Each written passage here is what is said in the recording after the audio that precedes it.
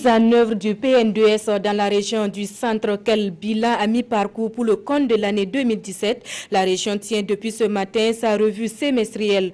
Objectif, apprécier les investissements et formuler des recommandations pour une mise en œuvre efficace du référentiel de développement dans la région du centre.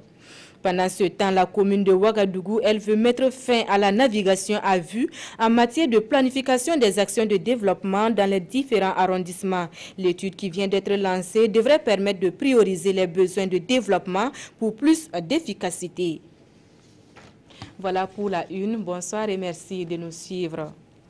Dans le cadre du dispositif de suivi-évaluation du PN2S, la région du centre tient depuis ce matin son cadre régional de dialogue consacré à la revue à mi-parcours du PN2S pour le compte de l'année 2017. Il s'agit d'apprécier les investissements réalisés au cours du premier semestre de l'année en cours et de faire des recommandations pour plus d'efficacité. L'ouverture des travaux avec Isiaka Ouedraogo et Aimé Solange Djigma. Au menu de ce cadre d'échange régional, la revue à mi-parcours du PNDS de la région du centre. Il s'agit pour les acteurs d'examiner et de valider le rapport provisoire de performance du premier semestre du PNDS de l'année 2017.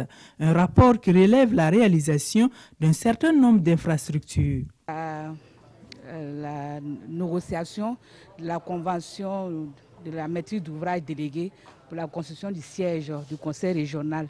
Il y a aussi le marché, l'attribution du marché pour la construction du centre de surveillance de la gendarmerie. Il y a 4 classes qui ont été construites au lycée municipal. 4 salles de classes qui ont été construites au lycée municipal de Samba. 7 à Koubri. On peut aussi retenir 17 forages qui ont été réalisés au cours du premier semestre. 25 boutiques de rue qui ont été construites à Samba et 15 à Koubri. Il y a également 11 km de voies qui ont été bitumées et éclairées. Ce rapport note également des contraintes entravant la mise en œuvre des investissements programmés. On dénombre entre autres la faiblesse des ressources propres des collectivités et la défaillance des prestataires. Mais les taux d'exécution restent encourageants selon le premier responsable de la région. Au niveau physique, nous sommes à peu près à 40% des actions inscrites et au niveau financier, nous sommes à peu près à 60%. Donc cela dénote un peu les efforts qui ont été faits au niveau local. Ces acteurs auront également à examiner durant cette journée les perspectives pour le deuxième semestre de 2017 et à formuler des recommandations pour une mise en œuvre efficace du PNDS dans la région du centre. Amener les journalistes à s'intéresser davantage à la gestion de la chose publique, c'est tout l'enjeu d'une formation organisée à Bobo-Dioulasso à l'intention des hommes des médias.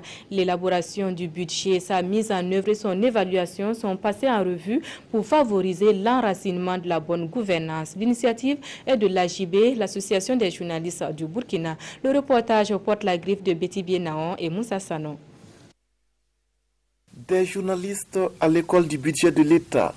Il s'agit d'une formation qui vise à renforcer les capacités des hommes de médias sur les mécanismes d'élaboration du budget, du suivi de son exécution et de son évaluation. Aujourd'hui, c'est de démystifier d'abord tous ces documents de politique, y compris le budget, et dire aux journalistes qu'il faut qu'ils y aillent. Il faut qu'ils y aillent, il faut que dans notre pays, on commence à s'intéresser à la gestion des ressources publiques.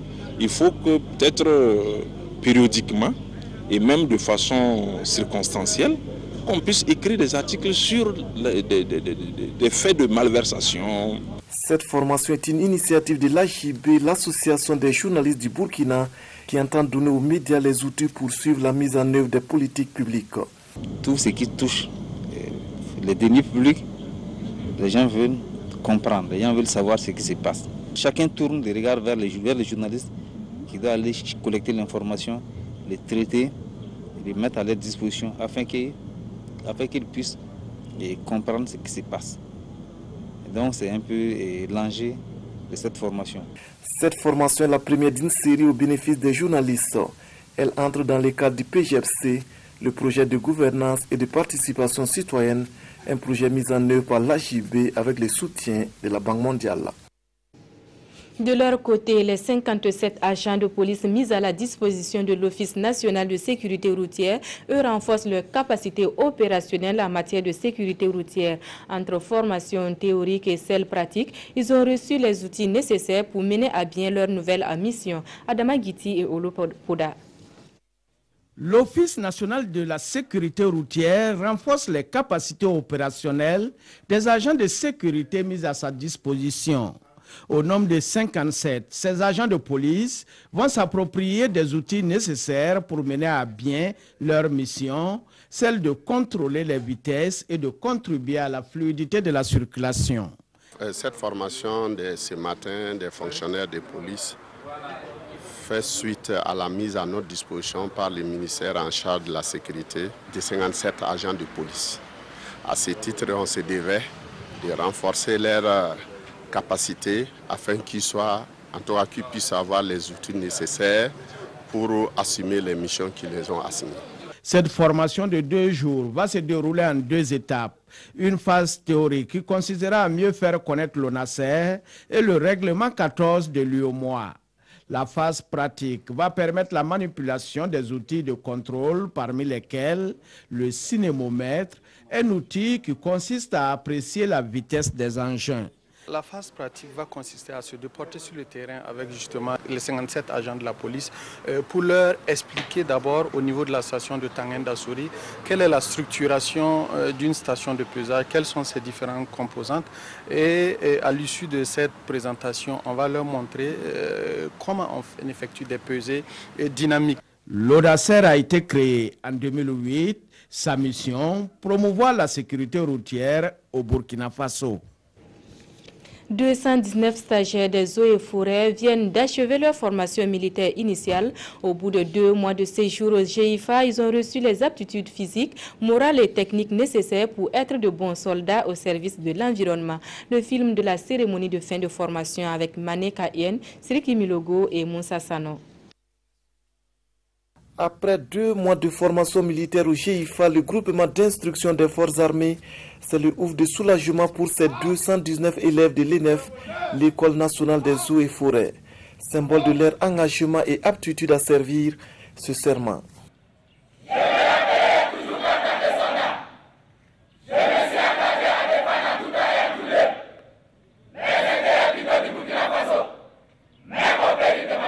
Nous avons appris beaucoup de choses. En plus donc des cours des aptitudes intellectuelles, nous avons aussi acquis des connaissances, des savoirs, des attitudes et des aptitudes militaires du point de vue physique. Une chose est d'acquérir des connaissances, une autre est de savoir les appliquer. Nous leur avons donné des rudiments, il faut les entretenir pour qu'au bon moment, ils puissent sortir ce qu'ils ont appris, que ça devienne un réflexe. Ils ont appris les techniques d'intervention opérationnelle rapprochées. Il y a des moments où ils ne devront pas tirer sur un jeune braconnier, il faudra le maîtriser. Ils ont appris cela, c'est à eux d'entretenir. Ils ont appris comment s'orienter, la forêt, comment survivre, ils ont appris. Et je pense que le seul conseil que nous pouvons leur donner, c'est d'entretenir ces réflexes qu'ils ont appris. Cette cérémonie de fin de formation militaire marque également la fin de 2 années de formation de ces élèves, des élèves qui constituent la 57e promotion de l'ENEF, l'École nationale des eaux et forêts. Retour à Ouagadougou où l'exécutif municipal veut mieux planifier les actions de développement dans les différents arrondissements. Il vient de lancer une étude pour disposer de données plus affinées sur les priorités de développement. Paul David Bambara et Aruna Mari. La commune de Ouagadougou connaît une expansion démographique et spatiale. Sa population s'évalue à environ 2 500 000 habitants avec une superficie de 52 000 hectares. Au dire du conseil municipal, cette expansion galopante entraîne des défis en matière de planification des actions de développement. La présente étude vise donc à renforcer les capacités de développement des arrondissements de Ouagadougou. D'un arrondissement à l'autre, les préoccupations d'une manière globale sont les mêmes, mais d'un arrondissement à l'autre, les priorités changent. Donc tout cela, ça va être pris en compte dans l'étude qui va être menée avec les maires d'arrondissement et les conseillers municipaux, qui vont impliquer la population parce que nous croyons que la participation citoyenne est un soutien fort pour que les programmes puissent être réussis. On doit descendre au niveau de la base, au niveau des arrondissements, essentiellement au niveau des secteurs, pour, pourquoi pas, les questionner pour comprendre qu'est-ce qu'il s'agit donc pour eux. Et la vraie priorité qu'il faille mettre, vous voyez qu'au niveau de Ouaga, au niveau des arrondissements, on est même tenté de dire que tout est prioritaire. 3 mois, c'est le délai imparti pour la réalisation de l'étude. Une étude pilotée par les maires d'arrondissement. Une fois achevée, ce référentiel permettra aux différents arrondissements de mieux orienter le développement communal. L'organisation du Pont pour le développement social prêche le changement de comportement à l'égard des personnes vivant avec un handicap. Pour faciliter le quotidien de ces personnes, elle veut mettre à leur disposition des cartes d'invalidité. Le processus d'élaboration et les avantages de cette carte dans ce reportage de Bilidou Bazongo et Ali Traoré. Les personnes vivant avec un handicap sont marginalisées dans la société. C'est le constat effectué par plusieurs ONG et associations œuvrant dans le social. Pour changer la donne et inciter à un changement de comportement, l'ODDS, l'Organisation du Pont pour le développement social, tient cet atelier de Bobo Dioulasso. Un atelier au cours duquel une invite est lancée à ses participants d'œuvrer pour l'établissement des actes d'invalidité au profit des personnes handicapées. C'est que ce sont des services qui sont impliqués directement dans la confection de la carte d'invalidité.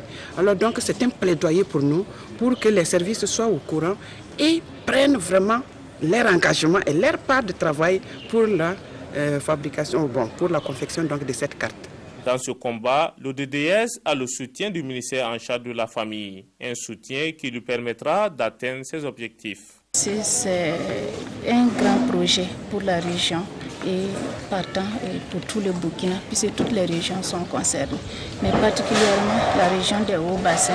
Nous savons que cela va avoir un impact vraiment important pour les personnes handicapées et pour nos services techniques. Effectivement, selon un rapport de l'ODDS, la région des Hauts-Bassins se place en tête dans les localités où les personnes handicapées sont marginalisées. Une centaine d'enfants de la région de l'Est à la découverte des potentialités touristiques de la région du centre et du plateau central. C'était à l'occasion de la 6e édition de la sortie touristique et d'éducation citoyenne des enfants du Goulmou. Le palais de Kosiam, celui du Moronaba et le site granitique de Laongo sont entre autres les sites visités par les colons. Et ce sont de bons moments que certains comptent au micro de Aimé Douamba et Rasmata Ouedraogo. Ces paris tenus pour la 6e édition de la sortie touristique et d'éducation éco-citoyenne des enfants de la région de l'Est. 94 colons débarquent à Fada après 72 heures d'excursion touristique dans les régions du centre et du plateau central. On est parti à Kosiam, j'ai aimé Zignari. On a vu des animaux, il y avait des tigres, des lions. L'année prochaine, j'ai invité mes amis. Quand les enfants partent, ils apprennent beaucoup de choses et puis ça les éveille beaucoup. Quand tu regardes, c'est bien. En tout cas, nous, on n'a pas eu ça. C'est pour ça que ça m'a motivé à amener mon enfant. Au téléphone, hier, il m'a parlé qu'il a vu le lion, l'éléphant. Éducation civique de l'enfant, un moyen de bâtir une société civique. C'est le thème choisi par l'Association pour l'éducation culturelle des enfants du Goulmou pour cette édition 2017. C'est une façon de contribuer à l'éducation des enfants, à combattre le civisme dans notre société, à également préparer une future génération civique. Le palais de Kosiam, le Luango, le Faso Park, le musée national, le parc animalier de Zignaré. Donc ça a été vraiment des sites qui ont beaucoup émerveillé les enfants, qui ont ouvert leurs esprits. Les organisateurs ont eu des encouragements de la part des autorités de l'Est. Pour cela, ces derniers comptent transformer les difficultés en défis pour les prochaines éditions.